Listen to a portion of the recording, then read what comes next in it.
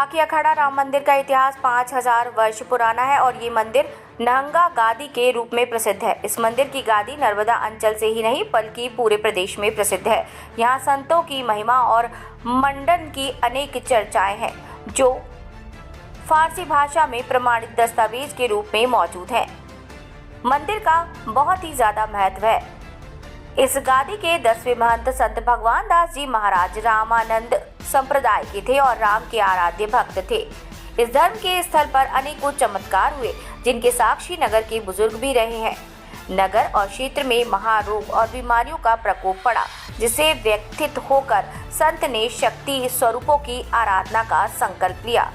संत ने तप कुटिया में रहने का फैसला किया और शक्ति स्वरूपों की आराधना का संकल्प लिया।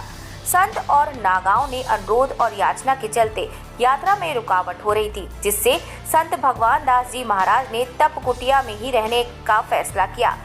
संत के महासंकल्प को देखते हुए संत नागा समाज में व्याकुलता बढ़ने लगी और उन्होंने संत को अपने साथ 2 नागाओं को ले जाने का प्रस्ताव रखा, जिसे संत ने सहमति दे दी। संस्कृत विद्यालय बाड़ी सह प्राचार्य जी। ये अति प्राचीन मंदिर है जिसका मूल स्थान पाकिस्तान में है जी, जिसको नानी की दरगाह या नानी का हज बोलते हैं जी। वहाँ से यहाँ के महामंडलेश्वर जो खाकी अखाड़ा के महामंडलेश्वर थे श्री 1008 श्री भगवान दास जी महाराज, वो वहाँ ज्योति के रूप में लेकर के आए थे और यहाँ ज्योति के रूप में यहाँ पर स्थापित की। यहाँ पर जो माता रानी का जो स्थान है वो ज्योति स्वरूप का स्थान है और यहाँ पर दोनों नवरात्रि में अत्यधिक भीड़ लगती है और दोनों नवरात्रि में यहाँ पर विगत 30-35 वर्षों से यहाँ पर सतचंडी यज्ञ का आयोजन होता है। अभी 2005 से समथिंग 2005 से ही ट्रस्ट का गठन हुआ है और ट्रस्ट के माध्यम से यहाँ पर पूरी व्यवस्थाएं संचालित होती हैं, जिसमें पार्किंग की व्यवस्था होती है।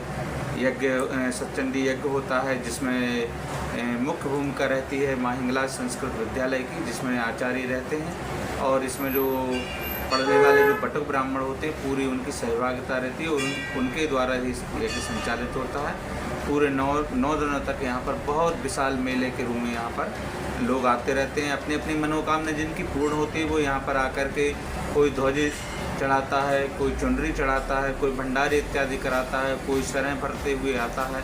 ऐसे अपनी अपनी मनोकामना लेकर के भी आते हैं और मनोकामना पूर्ण होती है तो यहाँ पर माता के दरबार में वो अपनी श्रद्धा अनुसार जो भी वो मनोकामना पूर्ण होने के बाद में प्रसाद इत्यादि चढ़ाते हैं।